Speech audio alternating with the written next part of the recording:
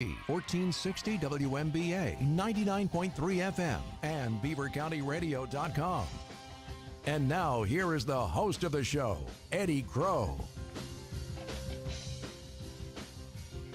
I'd like to congratulate my next guest. You are the first one in the cavalcade of candidates. Rico Elmore joins me. How are you? I'm doing great this morning. How you doing this morning, Eddie? I'm doing wonderful. Rico Elmore is a candidate for the state representative 16th district, right? Yes, sir. All right, I want to make sure everybody knows this. Not only is this on the air, this is being live streamed on our Facebook page too. Rico's here in the studio.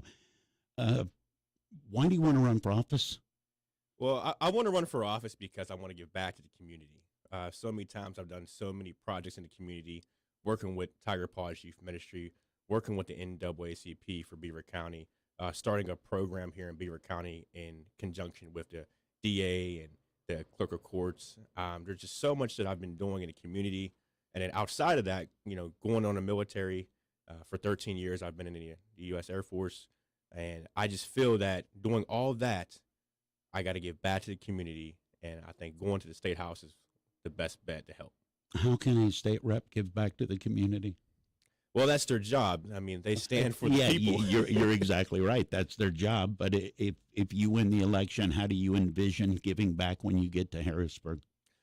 Just listening to the people. As of right now, I've been out knocking just about every day, 70 to 80 doors a day, and sometimes over that. So right now, my number is 12,150 doors that I've knocked on personally here in District 16. What do you hear from people when you knock on the doors? Inflation, inflation, inflation.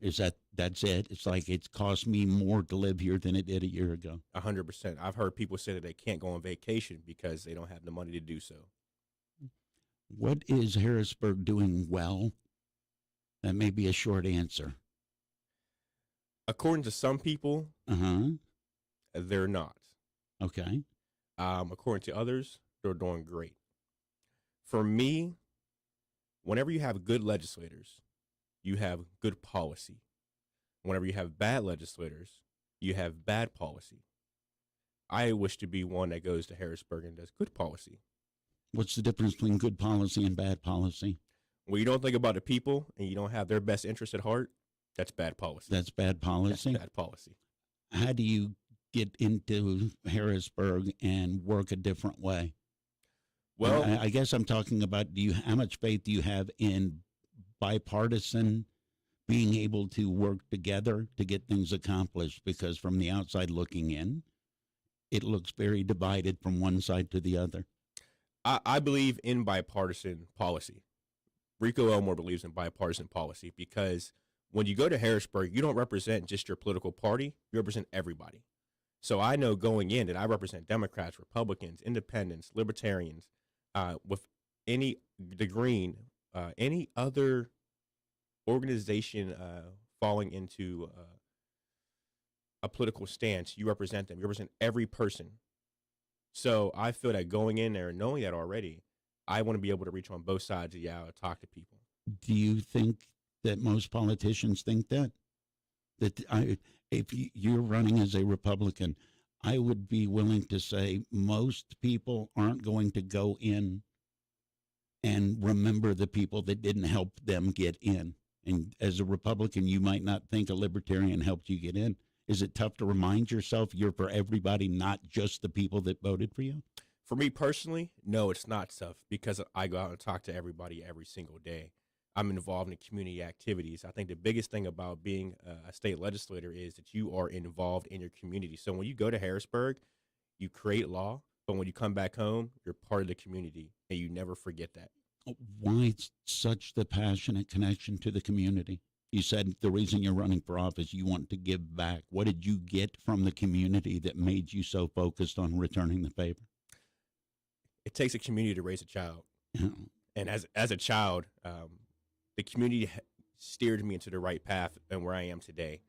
So I look back on being a child. I'm born and raised in Beaver Falls. I was born in Aliquippa Hospital, though, so I got to give them a shout-out for that one. Okay. But I was born and raised, graduated from Beaver Falls High School, went on to college, went to CCBC for my associates in criminal justice, and I also went to Penn State, graduating with my degree, bachelor's in criminal justice. And I look at the community that I grew up in, Tiger Paws Youth Ministry. I was involved in that. I was a mentor in that program, and that went through my whole entire high school life. I was in Tiger Paws. Also, church activities. I'm from Second Baptist Church here in Beaver Falls. I was in their youth ministry program. I grew up through the church. Just so much stuff that I can contribute to the community that pretty much raised me and how I am today. And then my mother, who passed away in 2006, working at the hospital, she instilled in me a work ethic that is undeniable. So looking at that focus, the community is what geared me to who I am today, and I want to give back. Do you believe the community is underserved by the current representation? I believe that there are issues with current representation in the state giving back to the community. Not giving back, or they need to do more? Not giving back. I believe the state needs to do more for the community that it represents. Rico Elmore is my guest. Rico is the Republican candidate for state rep for the 16th district. If you win the election, you go to Harrisburg, what's the first thing you're going to do? I'm going to tackle. Besides look around and go, dang. I'm going to tackle the inflation and see how we can best tackle that. I know it's a big cookie to chew, but one thing that I look at is our gas prices. In the state of Pennsylvania, we have a 58-cent gas tax, but also on the federal level, you look at there's an 18-cent gas tax. So there's a lot of room that the state can decrease that gas tax. And what would provide the shortfall if we decrease the gas tax? I personally agree with you 1,000%. PA is ridiculous. But if we remove that, somebody's going to scream, well, where's that money going to come from? Exactly. Where does that money come from? I think we can look at the COVID funds that we received. If we can take the COVID funds that we received and put in there in lieu of that of the shortfall of the gas tax, right, then that will hold us on. But also, you look at, what if Pennsylvania becomes more energy independent? What if the United States becomes more energy independent? At that point, not only are we creating more jobs for people, but we're also providing the natural gas that can be turned into the gasoline that we use to power our vehicles, which would also decrease the gas prices. What would you do to allow PA to become more energy independent? Or a better question, what is currently stopping PA from being more energy independent? There's a lot of red tape. Yeah. There's a lot of red tape in drilling. There's a lot of red tape in the pipelining. I was looking at the other day, as we shift to electric cars, you look at the batteries that are in the electric cars. Mm-hmm. When you look at a mining site for the lithium ore used in those cars versus where a pipeline is, it's two different. It's night and day. I mean, you have the ground completely destroyed in a lithium site, whereas on a pipeline, you just have one pipeline going through a couple, going around or, through the forest, through some land. And it's like, you're not destroying anything. What do you tell people that say, well, now we're moving towards electric and us getting away from natural gas and oil? We got to do that. What do you tell the environmentalists that scream about it?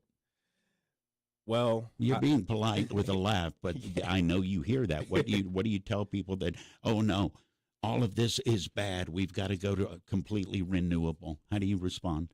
I ask a lot of those people that say stuff like that, have you ever been outside of the United States? Because I've been to many countries in the military. I've been over to Europe. I've been to Germany. I've been to England. And I've seen a lot of those areas have, solar panels. A lot of them have the windmills. Mm-hmm. And their electric grid is not as stable as ours is. And it's due, in fact, to those resources that they're using, the wind, the water, the air, that it's not stable. So I don't want us to become that way. And I tell them that, look at, if we had a hybrid system, we can still use the gas, the natural gas. Mm-hmm. But what if we work on having the renewable energy and make it be feasible to the people? It costs a lot to get solar panels on your house. And you may only have to pay $200-$300 a month for this. But by the time that's all over, you may not still be here. Now that debt passes on. We don't want to keep passing debts on to our children. Is that part of what we do in Harrisburg? Pass that on to our children? Well, I would hope that we don't do that, but if you look at the economy today, I mean, we're in some debt, and it's going to keep going. It's passing on and passing on and passing on. You mentioned gas tax and the COVID money. I know that you've seen Governor Wolf say, "I want to send everybody $2,000." What are your thoughts about that? Is that a Band-Aid on a bigger issue, or is that a smart use of the money? I'd like to get your thoughts. So my first thing is, as any representation of government, don't promise the people something and then not deliver. Or don't promise them something just to get a vote. I think that just wait, back up. You're running for office, and you just said out loud, "Don't promise somebody to get a vote." Yes. All right. I salute you just for that statement alone. Transparency is key. Yeah. That's why I pride myself in being transparent. That's why whenever someone goes on my website, they see my phone number and my email address on my website so they can contact me directly. And many people have called me and said, "Hey, this is Rico Elmore." I'm like, "This is Rico Elmore."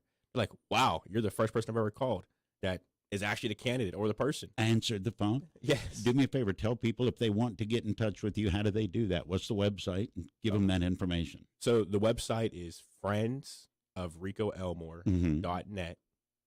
And my email is rico.elmore20@gmail.com. You ran for office not too long ago, and you were narrowly defeated.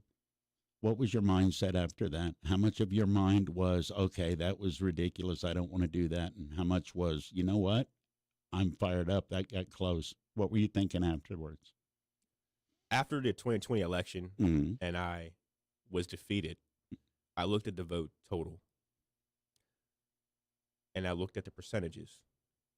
43% of the people in District 16 said that Rico Elmore is a guy that I'm voting for.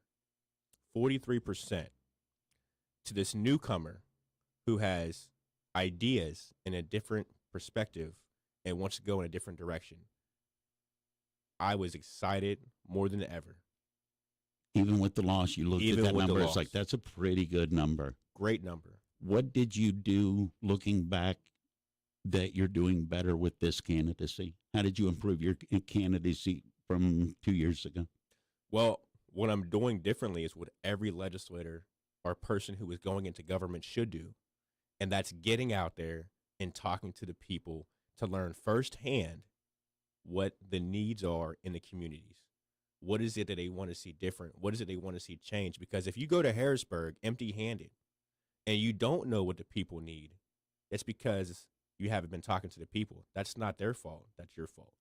When you get to Harrisburg, if you win the election and you get to Harrisburg, how long do you think it would take to work yourself within the system? Because we've all been the new kid at school. You would be the new kid showing up in classroom. I mean, you want to hit the ground running. How feasible is that for a new face? From what I heard by many legislators, it's very hard to. You have all these ideas. You want to put these ideas forth, but it's very hard to do so. What I'm going to do is I'm looking at the different committees that are out there that I want to get involved in. One's with the government affairs, veterans affairs. Right. Being a veteran myself, I would love to help our veterans out in Beaver County in Pennsylvania. So that's one thing I'm focusing on. So everything I'm looking at now is focusing on the veterans, our senior citizens as well. I'm focusing on them as well. Where do we fail our veterans that we could easily not fail our veterans? There's a lot of homeless veterans. Okay.